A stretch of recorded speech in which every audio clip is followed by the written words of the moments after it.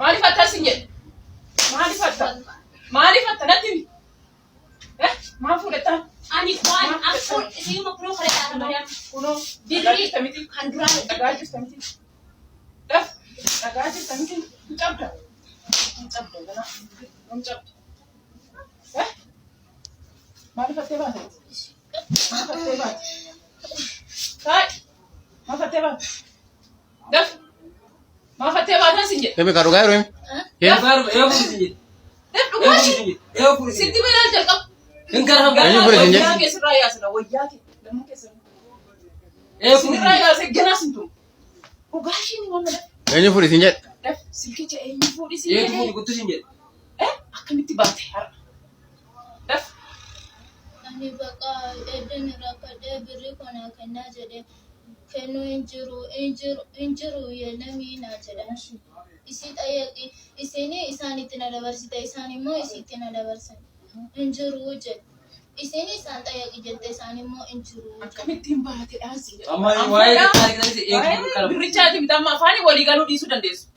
Bakka amma jarri ebeluun gaggeessa isa gaggeessanii kennaa. Silki ishiitu fure sin jette amma karaa gabaabaa.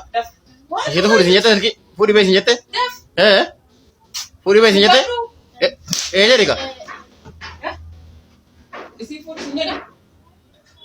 Isiitu fuudhi bahii erga birrii siin kennine siin jette moo maali? Ila uleedhaaf sodaattee dubbatta taanaan inumatti fufa uleen. sirraan buumas ganaa wanta. Ila uleen sirraan Maal godhi bee sin jette? Maal godhi bee sin jette? Maal godhi bee sin jette? Isin Maal godhi bahii siin jette? Erga birrii dhabdee maal godhi bahii siin jette? si kennuu didanii jettee eeyyee jedheen. Taajira naa kennuu didanii birrii komaanii jedheen. Achumaan si kennanii yookiin natti dawwaliiti silkii itti kennee jedhe. Achumaan silkii dawwalee yeroon dawwalu ittiin haasofne isaan.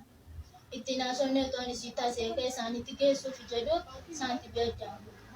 Achumaan dhiisee baqqaaluma taajireen jedhee dhiijenna. Bari isaanitti batu cufeen jedhee yeroo isin deebitee dawwalu. Amma itti kennuutti hojjete. Amma immoo jarri mana hin jiranu. Isaanii mana hin jiranu jedhee.